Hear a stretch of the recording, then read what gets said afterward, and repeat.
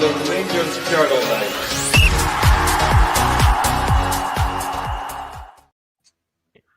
Good evening, everybody, and welcome to the Rangers Journal with myself, Mitch, who will be hosting for yourselves, because Scotty's trying to shut me up a wee bit for once. Joining me tonight is, as always, the wonderful Stevie. How you doing, mate? Good evening, mate. Good evening, Scotty. Good evening, everyone. I'm grand, thank you. Yourself? I'm not too bad, mate. Grouchy, how are you tonight? Aye, not bad, mate. Buzzing because we had the gas man, the ant man, and the canny be arse man up front three doing their due diligence up top, doing the business for the almighty Glasgow Rangers last night. Outstanding work. I'll just I'll outline this from the start. Next bit of Dessa slanders, you're getting muted. We will be waiting for Doug. Doug will join us shortly. He's probably away feeding the cats or something like that. Who knows? It's Doug. So, it's nice to be in a positive place after me and Jock had the post match at the weekend. So, much better place to be in for doing the review tonight. So, lads, let's kind of get into the meat and the bones of it a little bit. And what's your thoughts into the first half, then, Scotty? I thought it was very good. I think last night was the introduction of Russell Martin's brand of football. I think it was fast, free flowing. I think the difference was in the changes he made. I think that's normal, to be honest with you, Mitch. I think the changes he made in Lyle Cameron, who is more mobile than Nico Raskin, naturally. There's an argument in the starting lineup for Diamande to come out instead of Raskin, but it paid off last night.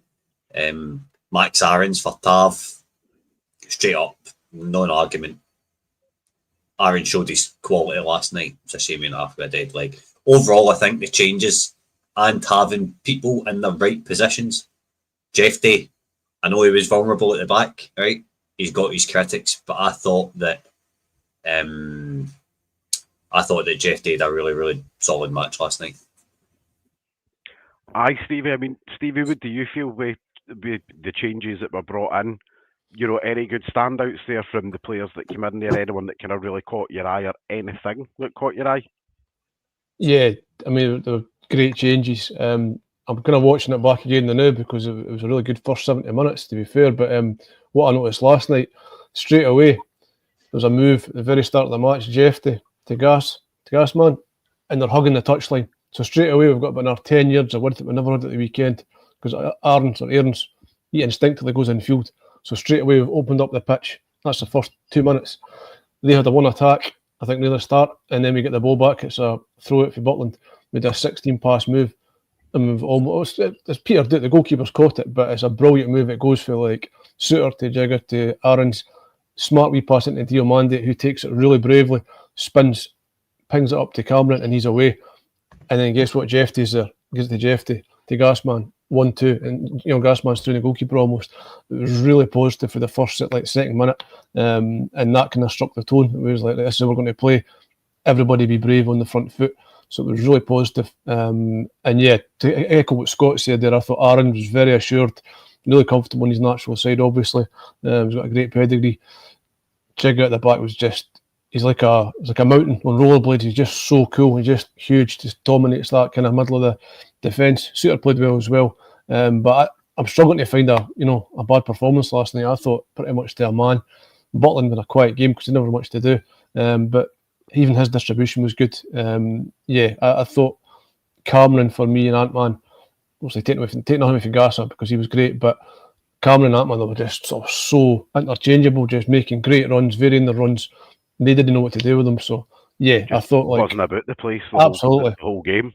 Yeah, I think as well for myself, I think Aaron's. I think really we're almost in a bit of a kind of try before you buy with Aaron's just now. He's got another 2 years left in his deal, but come next summer, it's a contract year for him, and I think obviously with us getting a good chance to get right under the hood with him as well, and we all know Tav's contract situation. Again, we're not about to be, Tav bashing or anything like that. It's a great servant for the team, but equally, succession planning has to come in now as well. And we've got a chance, Aaron's has got a chance to put behind him what was a fairly indifferent loan in La Liga last year. And he's obviously had the move to Bournemouth as well, which didn't quite go to plan for him and stuff like that as well. I think this is a move that's equally as big for him as it is for us as well, because if we're going to outlay 5-6 million, maybe a bit more for him next summer, who knows what the price is, because that's not for us to worry about. But if we're going to make quite a substantial investment on a player who's still 25, it's good that we're getting a chance to kind of try him out first to see, do you blend with the culture, do you blend with the team, do you match in with the style of play?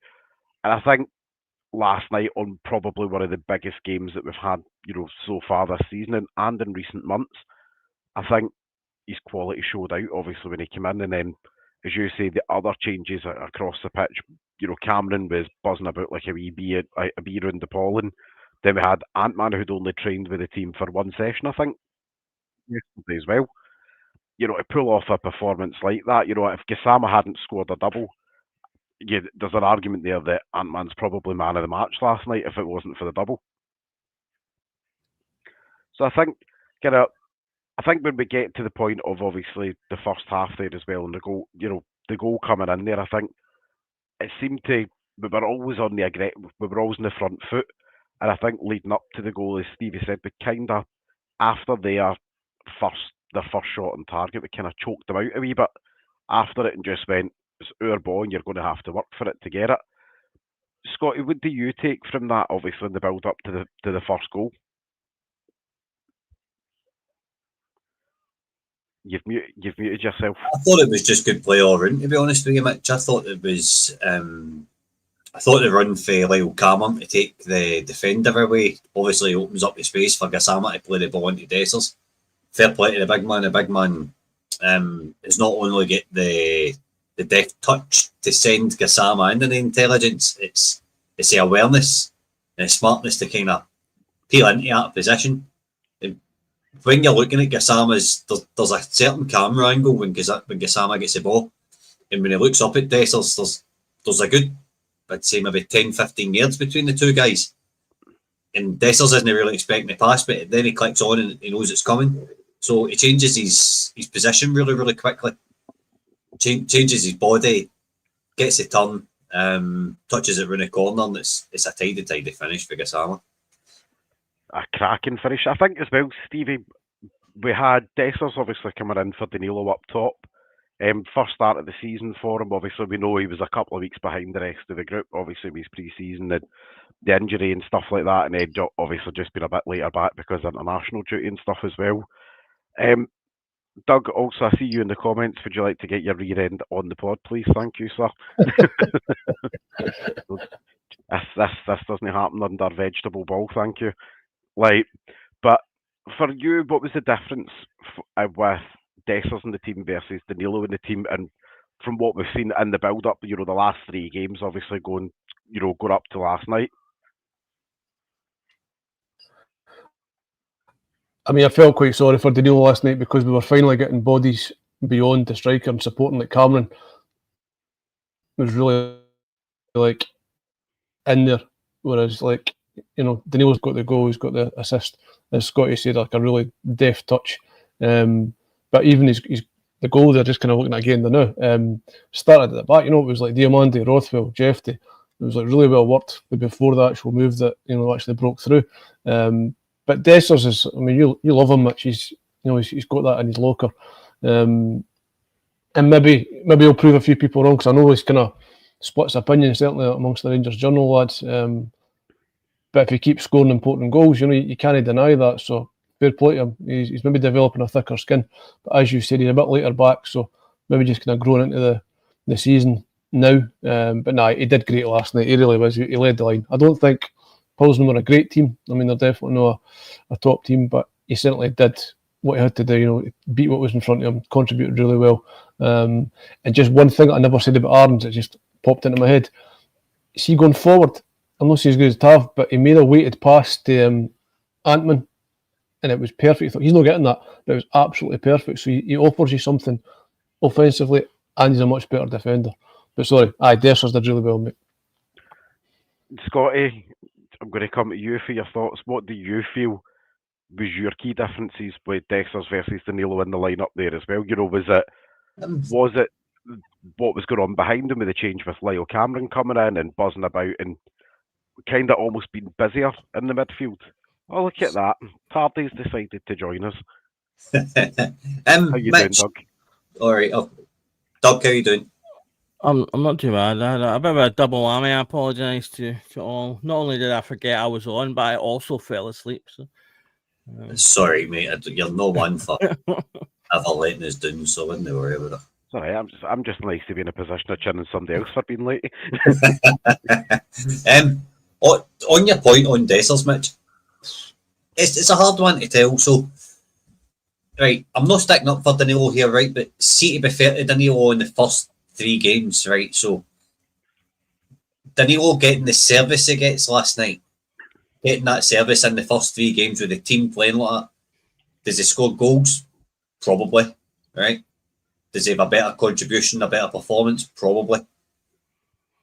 Does he have the same physicality as Dessers? No. Does he work defenders harder? No. But does he have better link-up play? Arguably, aye, but he probably drops a wee bit deeper. To be honest, he's a different type of centre-forward. So that's what I would say. I would say he's got better out-the-box work. I would say he's probably more of a Russell Martin type striker in terms of build-up play. But he's not a Russell Martin type striker in terms of physicality and put the body back in it, if that makes sense. I think last night it was the right call because Dessers come in. Now Victoria Plzen, by the way, they're not.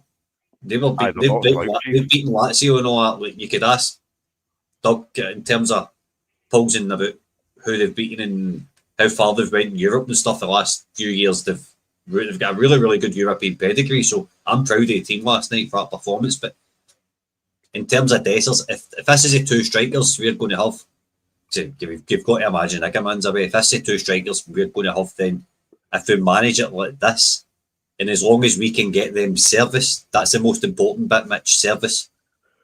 We need to be able to get the ball up the park to include them in the game, and I think Lyle Cameron was probably the biggest part of that last night because he was able to create space for your wingers to run beyond. If that makes sense.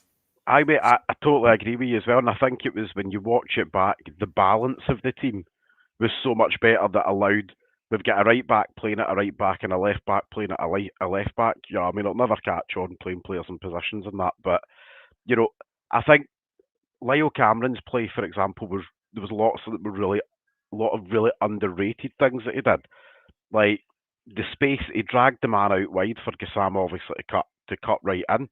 He sold his man for a supper and gave Gassama basically the keys to the kingdom down at the bottom. For the cross that he put in there, Mitch, Steve, quickly, this is a really good point for Ross because Iggerman does absolutely wash the both of them, but I think Iggerman's going to be sold. So ideally you would want I think Iggerman would be starting. If he stays, Iggerman starts every week. I think the issue that we've got, and I'm going to touch on this with Doug, I'm going to put a wee pressure point on you, Doug, because you were late. But I think right now, obviously we've got 2 fully fit strikers now. You'd say that Dessers is probably about 85 to 90% fit now that he's obviously, about 3-4 weeks he's been back now. Danilo's obviously had a full pre-season. Iggermani's barely kicked his own backside in anger for all summer pretty much.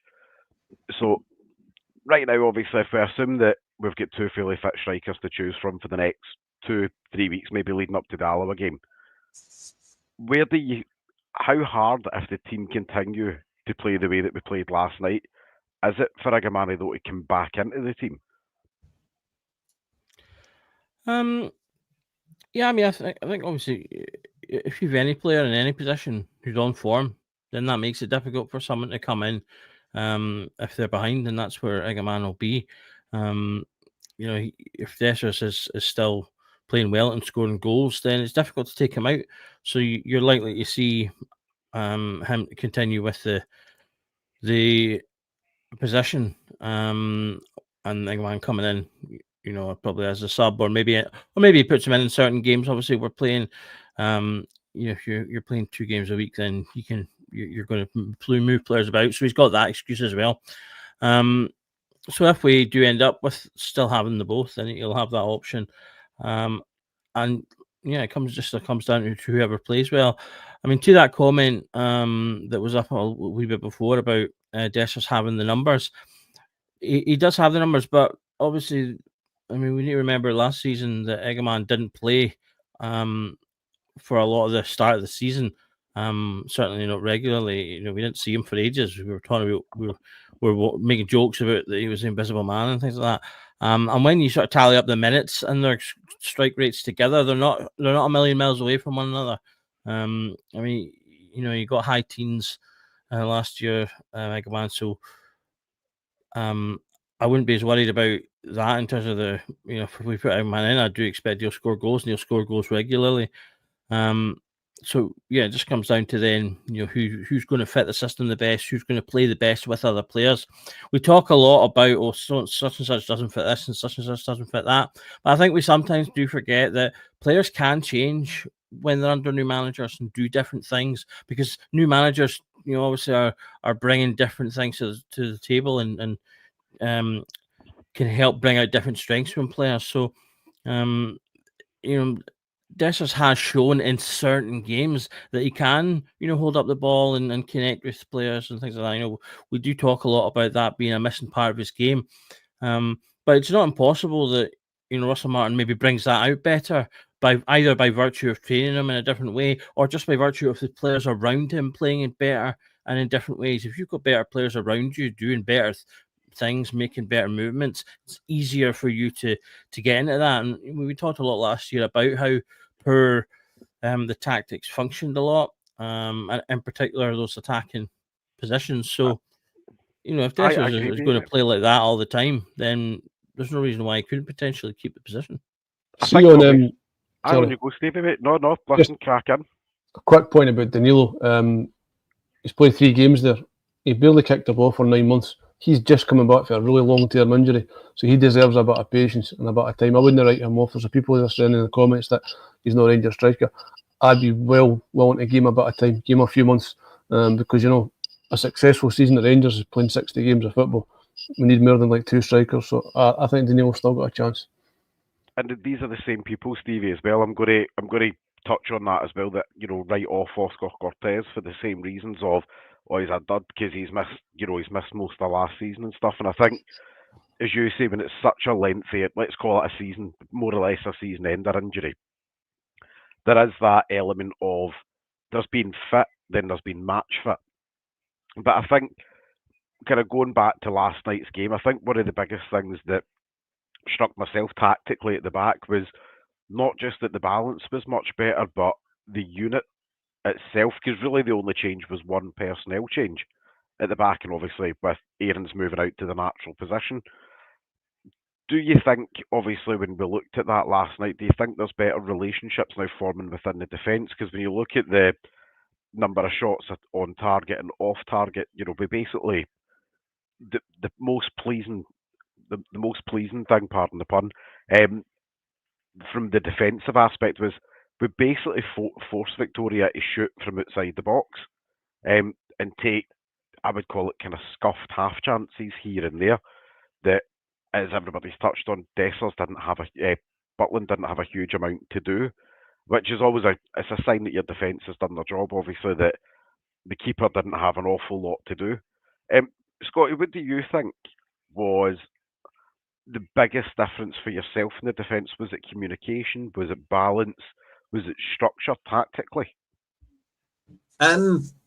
Probably performance, if that makes any sense. I think probably the cohesion between the centre backs and the midfield was a lot better. The performance of Giga, I think, was outstanding. Suter probably his best game at left-sided centre half, Mitch. I think that's fair to say. I thought Suter was pretty good. Giga was absolutely outstanding. Like, see when he played the ball at the back and he played the 1-2 with Rothwell and stuff. Giga reminded me a wee bit of Majid Bugera last night, like carrying the ball out of defence. Like, that boy is utter quality. And I accept Wolves' apology now for sending him up, because I think Wolves insulted us a bit when they sent Fabio Silva up here, to be honest with you. So they've sent us Jigger. We accept their apology. Thank you, Wolves. The Great Wall of Jigger.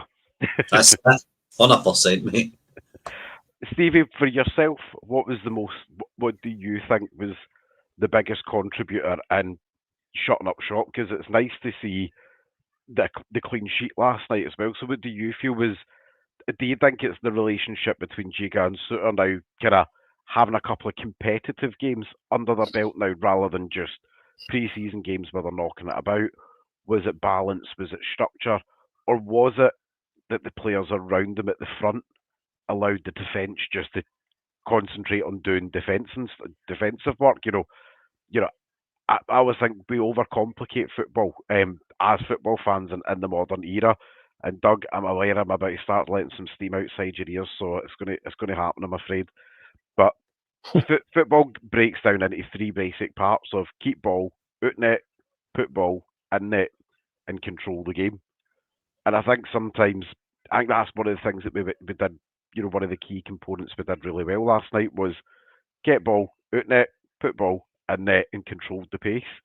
Yeah. Do you think those were more tactical changes in terms of the shape as a team, or was it the fluidity throughout the team, or is it the relationships? I think you've hit the nail on the head there with the pace. The tempo was so important because we moved it out of defence quickly.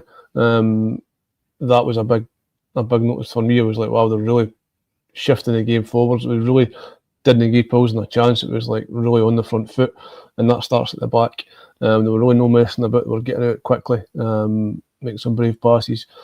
But to touch on your point about the partnership between Jigga and Suter, Butland as well, those three are like they're key. Do you know what I mean? I think they're going to be the main three at the back for the majority of the season. But as you've said before as well, the balance of Jeffy left back, it just opens the picture, gives you a better option. So many moves were started, and he was kind of picking up in the midfield to Cameron, and it was just like so many times like we create a chance for that kind of combination. But yeah, the Arms as well, like a perfect balance. Solid centre backs, but they're both confident on the ball. They're fine to kind of bring it out. You can see they're kind of growing as a partnership and as a unit. They just had like an overall cohesion last night that was really impressive. And you can see they're starting to believe in what the manager's trying to do. For how long have we been like, we just want a team that's got a defined philosophy. You want to see great football, and I think it's glimpses last night that it is on the way, and that like Scotty pointed out, obviously Plzen are a decent pedigree in Europe. So if we can do that against them, we can certainly do it in Scotland. But yeah, I think they're starting to build those relationships. But key to me was the tempo. They weren't dilly-dallying on it. They were getting out fast and starting attacks. Perfect, mate. Before I come on to yourself, Doug, I'd just like to say welcome to our YouTube member, MMMCK. And if I've butchered that, then I've butchered it. That's where we're at in life, boys. While we're at it, everybody watching on the channel, if you're not already liked and subscribed, make sure that you go in there and like and subscribe to the channel. And you too can make sure that you're involved in the comments throughout all the pods and catch up on all the great content that we put out there weekly there for you guys as well. Doug, I am going to touch on, I'm nearly saying I'm going to touch on you, Doug, there before HR phone me. I promise you I'm no. Like, when we're looking at things, obviously last night as well, there was a lot of, between even the Motherwell game and last night, there's been a lot of different variations and set piece delivery in terms of free kicks, corners. Do you think there's an element now with the different, having different players that are capable within the squad of producing quality delivery and producing those moments of quality? Do you think that's helping overall with the team, like in terms of teams that it's much harder to figure out what we're going to do because there is so many options within the team? Absolutely, and I mean, you want to have options to do these things for various reasons. I mean, you create competition if you've got multiple people who can do different jobs. The same way that if you've got multiple players for multiple positions, you make yourself more. You make your attack more varied and therefore less predictable and easier to deal with. So, like one of the valid criticisms of having Tavernier do so many things in terms of free kicks, corners, and things so repeatedly. There's only so many ways that Tavernier hits the football, and once you've seen that, you kind of know how to deal with it, or can at least plan how to deal with it. Whereas if you've got 3, 4, 5 different people across your two sides that are taking corners and or taking free kicks, then you've got different options, so you can switch it up a bit. So opposition don't necessarily know exactly what's going to be coming, and that makes your attack better. One of the big things that I've always said that there's been a criticism of Rangers, and one of the reasons that I think Tav has persisted for longer than he should have done is because we've lacked that diversity and we've lacked that ability in these forward areas. It's been true for at least 5 years now that we've just not had enough quality in the attacking areas or coming from our midfield to get those extra goals, to create chances. And that was something that Tavernier always did. He was a chance creator, and he was always very heavily in those stats whenever you looked at games. And that, in my mind, is why he kept getting picked, despite the fact that his defensive frailties were increasing over time. So he was getting worse as a defender as he got older, just because that's just what happens as you get older. You start to slow down, you make more mistakes. Speaking from experience there, goes. Yeah, exactly. You start slowing down, you start losing your concentration here and there. That just happens over time. But I think that was what was keeping him in the team, was that he was still a creative fulcrum. Now we've got Gassama in there, you've got Ant-Man in there, Cameron. You got these new players who are now bringing new energy, quickness that we touched on there. That was arguably my biggest annoyance about the team last season. We were just so slow a lot of the time. So we're bringing that quickness in, and you've got all these new creative options, and that is how you can then start to make that transition away from relying on this one player that you've relied on for so long, is by bringing in quality elsewhere, which we've failed to do because we've brought in players that have been too injured or just not worked out.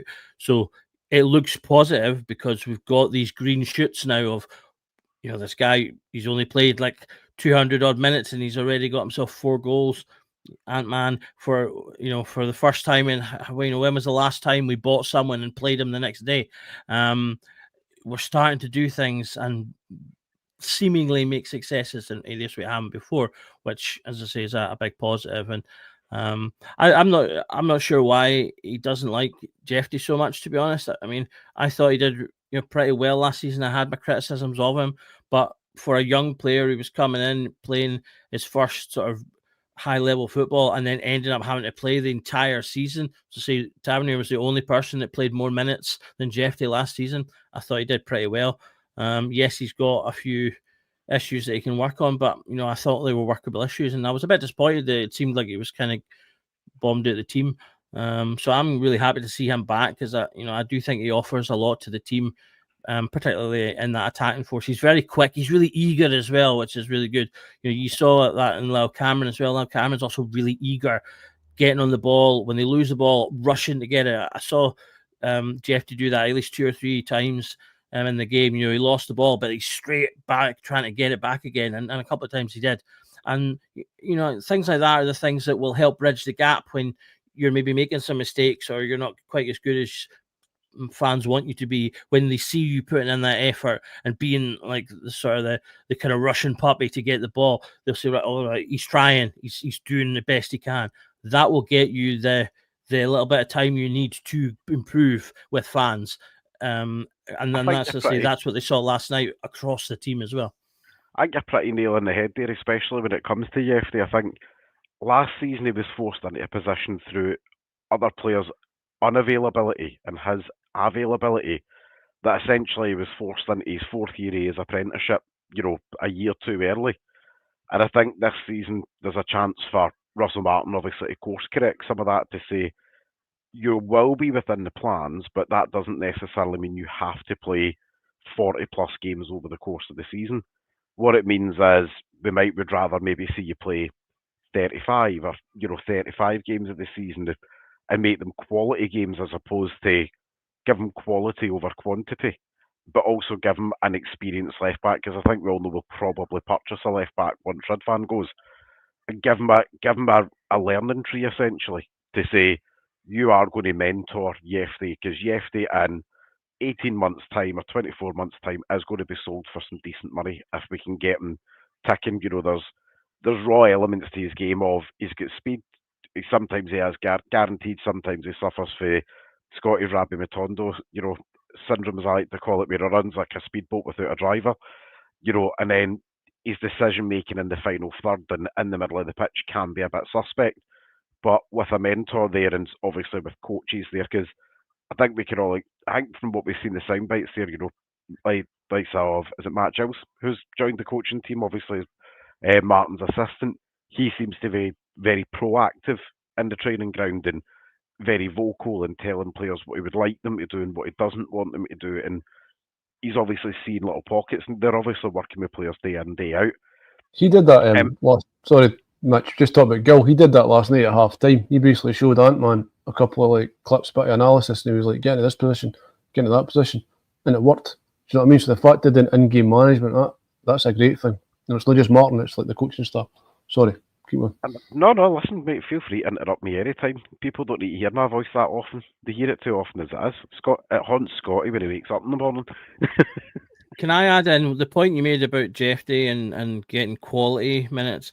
The same, I think, is true in the opposite way for what we want to be doing with Tavernier now, which is playing, Aaron's as number one and using Tavernier as that backup and doing what we did, like we did last night, where he came on into the game later on. Because although the legs are going and things like that, the brain is still there, and he's still got his passing is still good. And you saw in that game, he made a couple of insides in the middle of the park, created a few chances, a couple of the sort of classic long passes he makes, like the ones he did like for Dessers at Man United for his goal, or Egerman against Tottenham, those kind of long from deep over the top. He did a couple of them at Curtis when Curtis came on as well. So that's what we want to do with him for the opposite reason, in that you're moving him out of the team as opposed to Jeff Day, and you're moving into the team, where you're looking, where can we use him best to get the quality from his minutes rather than the quantity, which is what we've had in the past. Right, got you. But in terms of kind of looking ahead to the weekend, Scotty, looky here, chuckles. What's so funny? Nothing. You something you'd like to share with the class, have you? No, not at all. That voice, that's all. Listen, it's no one I've left you there, because I'm like Stevie Wonder. I just call to tell you I love you. But right. looking ahead to the weekend, what do you? We've seen this song before, where we have the big European night midweek. We put the showstopper performance out. We've got Tina Turner blaring, and I'm running about in a miniskirt. There's an image for you. What do you want to see at the weekend following this? Same again. If this is Russell Martin brand of football, then it's got to be. It's got to continue at the weekend. That's got to be the bar set. No. It'll be interesting though to see if he makes any changes or whatever. Interesting to see if he makes any changes or whatever, because it's tough. Aaron's has got a dead leg for last night. If Tav's going to come back in, does that slow the play down? Does it change anything? Ultimately, you could argue it does, because Aaron's had a lot to do with build-up play last night in terms of putting the ball forward. In his choice in passing was very good as well. I would like to see Jeff Day stay left back as well. I'm aware we've been linked today with a left-sided centre half. That's very good. I want to see Ant-Man play. See Ant-Man last night, honestly. See, for a guy that just came off a plane on Sunday and get his medical and all that, had one training session, come in and put a performance in like that. Like, I know we were all saying in the chat last night about Gassama getting man of the match, but I wanted to get to Ant-Man just because of the circumstances surrounding his performance. I mean, he's come into a foreign country. new people, new climate, and he's putting a performance like that in a Champions League qualifier. It doesn't really get much better. One is a penalty, which in my eyes counts as an assist, and then he put on it. You have to be in it to win it. Aye, but see that cross for a third goal. Gasman didn't even need to lift his head. Like, he could have stood there and nodded it in. We've honestly found that cracking player. I think he could be a signing in the summer. I'm so looking forward to watching him in the Rangers jersey. What about you, Stevie? Who would you like to see this weekend, or who would you like to see this weekend? Similar to Scott, I just want to see the same again, like real consistency. You know, he's set the bar now, so just keep that going. That's got to be the aim every week, and we should take a few off Dundee. But Ant-Man was just, he could play an hour on Saturday, he probably got 3 assists or 4 assists. He was just, his final ball every time almost was perfect. I've got no idea how we got him for £4 million. Like, seriously, have we like held a gun to them or something? It's just, he is a steal. I mean, what a player he is. But yeah, just that Doug's got their German Scuddies in his phone, but we're not sure. So an Epstein list or something. But yeah, I just thought, you know, that's perfect, or not perfect last night, but that's really what we all want to see. Like, that's the start of it right there. So follow up the weekend, you know, get 3 points, few goals, put the pressure back on them for their match up the road at Pataudry. Yeah, just really put a marker down there and kind of maybe rest a few towards the end of the game for the return game in the Czech Republic. But yeah, I don't know if Asgard or Mikey Moore can play the weekend. Somebody in the comments there saying that Mikey Moore's dropping jaws in the training session, so really excited to see him as well. As Doug said before, you know, we've went for like having almost nothing coming for the midfield. It's like a famine to a feast. You know, in the Harry Potter films when the kids are sitting about like the table and there's all this food. That's the Rangers, and they've got so much talent in the middle of that park. Was going to create goals. Hopefully Cameron keeps his place. You know, just there's so much there to be positive about the middle of the park. I absolutely agree. Doug, I want you to keep it brief. That's your brief before I ask you the same question. What or who would you like to see at the weekend? Do you expect many changes? Do you expect it to be maybe 1 or 2? Do you expect to see much else? Like, you know, what do you expect to see? Well, ideally more of the same. I mean, if you really think about it, Dundee's the actual sort of litmus test. Following that, we've done this for years where we've not been great domestically and then gone on and been really good in Europe. So you know, if you wanted to be cynical about it, you can argue that as yet the pattern is unbroken. So this is the game where he can show that he really is making that progress, and that game really does mean something more than just another good European performance. That it does mean he's making strides with the team by taking the steps and putting in a similar type of performance in a domestic game, because that's what we've been missing. I mean, even in the terrible run we had at the end of the season, we were constantly losing 2 goals and just being woeful in the first half. You know, we went in amongst it. We were beating Fenerbahce with one of the best European performances we've had in the last couple of years. So, you know, that's the test. Is right now, go and do it again. I do think we'll see 1 or 2 changes. Like I said, you possibly see Taff back because of Aaron's dead leg. I would like to see Moore because he can't play in Europe, so you might as well give him some minutes and maybe rest someone. As I say, Ant-Man and Gassama have both come in pretty quickly, so depending on how they're doing, he might decide to continue with them, or he might want to give them a little bit of a break. But yeah, the great thing is that we're kind of sitting here, and you know, particularly in the midfield where we are especially strong right now, we're sitting there going, well, he's got all these options he can do, and I don't think there's a huge drop off in a lot of the movements. You know, if you're sitting there going, oh, he could bring in Nico Raskin, you know, the player that we're potentially selling for like up to £10 million. So you know, we've not had that kind of depth for a while either. So that's a real big bonus. And, you know, most of the midfielders, although they'll maybe perform and offer slightly different things, I don't think there's any of them at the moment where I would go, oh, that's a massive step down.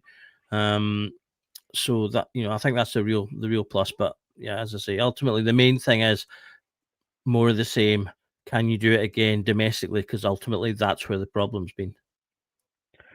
Perfect. Now, Scotty, coming to yourself, in an ideal scenario, how many of the youngsters would you like to see come in at the weekend? Not maybe from the start, but to finish the game. That's one for me, aye. Your name's Scotty. Finlay Curtis, Xander Hutton, Bailey Rice. I think a big hoose Rice, as I'm calling him these days. I think we're in a place, or we could be in a place under this manager in this regime where Mitch, me and you specifically have been saying it for the last year and a bit on this pod, where Rangers should be in a place where get the reins in. We're at home to Dundee. Come on, they're managed by Stephen Presley, right? No disrespect to Dundee, but they should be loaded equipment for. I'm not even looking at these comments just now. They should be loaded equipment for Rangers to fire at, right? We should be getting taking 3-4-5 nothing off them at the weekend and laying down a marker. 60-70 minutes, you pull on the young boys and you get them match experience at Ibrox, playing in front of 50,000 people, game management, how it goes at a game, teach them about tempo, blah, blah, blah, blah. This is how you can have products coming through the youth academy, by being Rangers and having your standards and having your players being able to set it up so that the scoreline's good enough for your youth boys to come in and make an impact, so the manager goes, all right, he's good enough to come in for a start. Absolutely, mate. I think it's a great opportunity for players like Cortez to get a good half hour, Bailey Rice to get half an hour. Probably the only controversial one would be, would you put Leon King in at any point just for a short window exercise? What would you do with him, Stevie? Would you put him in for the last half hour, 20 minutes, just again remind people that he's not a figment of our imaginations, he's a real life person, to maybe try and encourage a couple of bids to come in for him if we get him playing a good 20-25 minutes there, on a team that keeps us on a clean sheet? No, I wouldn't. To be honest, no. Nah, absolutely. I can echo what Scotty said there about Finlay Curtis, Bailey Rice. Those are the guys we want to see in there. King's Rangers career's finished. He's done well at Rangers. I wish him all the best. But no, he'll never play for Rangers again. I've absolutely no doubts about that. Exactly. You could have, I think for myself, obviously, when it comes to the weekend, I do think we might see one or two players maybe get a wee bit of a breather ahead of, or maybe see some of the youngsters getting a chance to stake a claim to start next week out in, where is it, Slovenia, somewhere out in Eastern Europe anyway.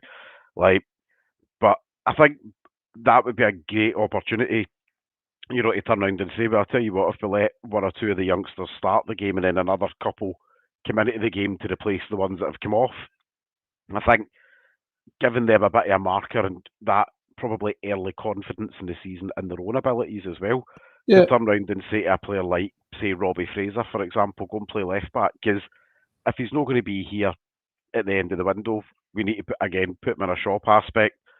As Scotty touched on, Dundee are managed by Big Lurch Adams at the moment, so it's not exactly a huge worry to be putting him in. I don't think, in a game like that where he's going to have plenty of ball, plenty of chance to show his ability. And then, Scotty, is there... Right, okay, I'll come to Doug, because I think there's... Can I just say something quickly about Presley? Do you know who Presley reminds me of? Like Craig Levine. Craig Levine on LSD. That's it strikes me as he's just... Craig Levine with hair. No, Craig Levine on LSD. Seriously, he's away with it. If you want to win a football match, he's the man for you, Stevie. Doug, what about you? Do you like Stephen Presley? Do you know like Presley? Did you watch the first? Have you seen anything of Dundee prior to the weekend to say there's some shoots of recovery or anything that we should keep an eye on?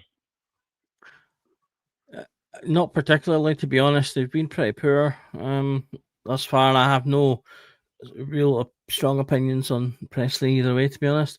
But yeah, as I say, they've not started particularly well under his regime. So I'll say that. I'll leave the specifics for the lowdown at the end of the week. But no is the answer to that question. I would say at the moment. Well, I'll say it's controversially. I'm going to disagree with everyone else and say I actually right now don't particularly want to see a lot of the young players coming in, because I think it's more important for us to be focusing on building the new team and the new players and getting them the most minutes they possibly can, in terms of the starting, who are going to be the main people in this team, and then come to the youngsters a couple of weeks later, a couple of weeks down the line. We don't have a lot of time in the training pitch because we're playing twice a week. So for me, I actually think it's more important that he picks the starters, whoever are going to be your first line of starters and the ones immediately behind. And then in a couple of weeks' time, start playing the younger players a bit more, unless they fall into the category of those two, which for example, Finlay Curtis, for me, I think is falling into that category of kind of, he is a backup player right now. To me, in terms of like if X isn't playing, he potentially plays. But in terms of anyone, some of the young ones, I actually think, for me, they're parked for a couple of minutes, a couple of weeks, because this is still a new team, and it's great that we've had one good performance. But like I said before, that's one good performance. We need another one now in the league. I think we're lucky in that our performance in the first game against Plzen has kind of given us the chance to probably be a little, not less focused, but we don't have to be as we can relax slightly on the second legs. We've got a nice cushion and a good day, so maybe you can play like some of the second tier guys in that game to rest some people, but it would be the second tier guys rather than youngsters. And then again, we need to get, as I say, the team bedded in, really get to the point of repetition and rote, so that they're getting the system down perfect and focusing on that. And then once the first team is where it needs to be and got the system down and performing well, you then bring your younger players into that successful context, rather than bringing them into something where everyone's still figuring everything out. Ant-Man, I can't remember who it was that said it, but someone said, Ant-Man probably didn't even know the first names of some of his teammates at the beginning when he started the game last night. Nick So Fury told him it's fine, mate. we need to be, for me, we need to be focusing on that, get that sorted first, and then we can start with the rest, because that's the best. That's the best context for young players to come into, a team that's well oiled and working and scoring and doing well.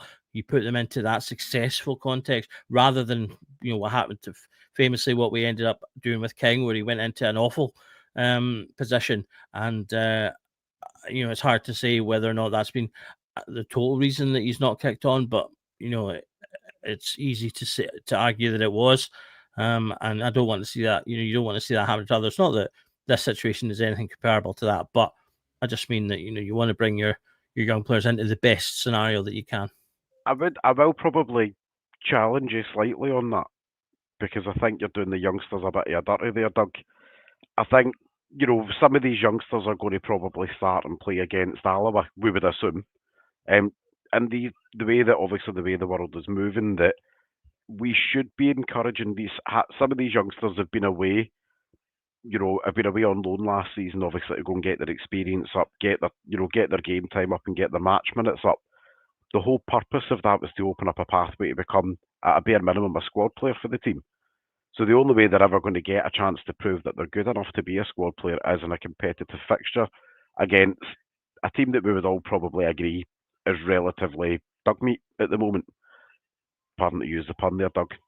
But I think putting them into a game like this is the games like let's call Dundee this season, last season's Ross County games. We should be able to put one or two youngsters in that team to say, right, have at it, son. Show me what you got. Yeah, but do it in the next game against Dundee then, because it's playing a team that's no good is also good for getting your first team to be able to do what they do really well. If it's easier for them to do that, then that helps them. And as I say, I'm 100% for doing all the things that you're talking about, but we can do it in 3 weeks as easily as we can do it right now. But in 3 weeks' time, you make the first team better. I don't know, mate. I'm a bit more of a believer on get everybody's confidence up while there's an opportunity to do it, especially ahead of next week's game. But Scotty, I'm going to ask you to help take us home because we're near the 50-minute mark there. So is there anything that you want to cover that I've missed? Because I am like the supply teacher in this role tonight. No, not at all, mate. Not at all. You've done a grand job, and I think we've covered all the bases on the game, and even touched upon the weekend and a wee bit of youth chat. Good pod. Doug, is there anything I've missed that you want to go over? No, I don't think so. As I say, the main thing was just being positive about the game for starters. I couldn't believe how much I thought. X is usually the place that you think is miserable, but see Facebook this week, the amount of people that have been nitpicking stuff about the game has been just doing my head in. It's like you finally get a really good game where we've played really well across the park. All 11 players have played really well. It was shown all the things we've been wanting to see for the last 3 years. And there's still people nitpicking stuff. Big Stevie's got a face on him like he's just farted and got a laughed at with. Just enjoy it for a little bit. So yeah, it's been good to talk about positively about stuff. And I was thinking what Doug said, and he's right. Some of the stuff I read last night was mind blowing. It was like, Rangers could potentially win everything in sight, solve world peace, and be Rangers fan and follow complaining about something that happened. You're just like, mate, have a day off. It's like, this is like finally a good point to be a Rangers fan. It's like we've suffered for long enough through different dramas and whatever, and there's so much there to be positive about. I just feel that now we've got to strive for consistency, but there's a plenty of positives for the start of the season. One thing I would say about the young players, Scotty said, I think he's right in the sense that get this game 3 or 4-0 up at the weekend and then throw them on. Curtis has already made a big contribution this season. He's been fantastic when he's played. He's aggressive. I think back to like 1990s and stuff. You had young guys coming through and they'd be chomping at the bit. And I think that's important for the last stage of games. If they come on and show that enthusiasm and that aggression, that can kind of like see us through. Last night, the last 20 minutes, we kind of tailed off. Domestically should be a bit easier. But having that kind of enthusiasm and aggression come on for the bench, that's what you want to see for the young players, like put their marker down. So yeah, I'm all for that. And finally, I'm going to put a wee cheeky point out there, and Scotty's probably going to tell me off.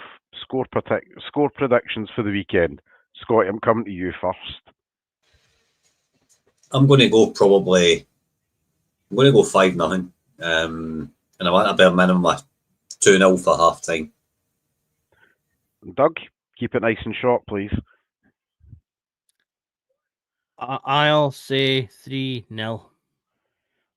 Stevie, what about you? 7-0, easy. 7. Oh, look at that. Big Stevie's putting the mortgage on that. I was going to get clipped up. I'm going like a complete clown after that, but aye, bring it on. It's all right, Stevie. I'll say it now. I'll cover you. Kieran Mills scored the hat-trick on Saturday.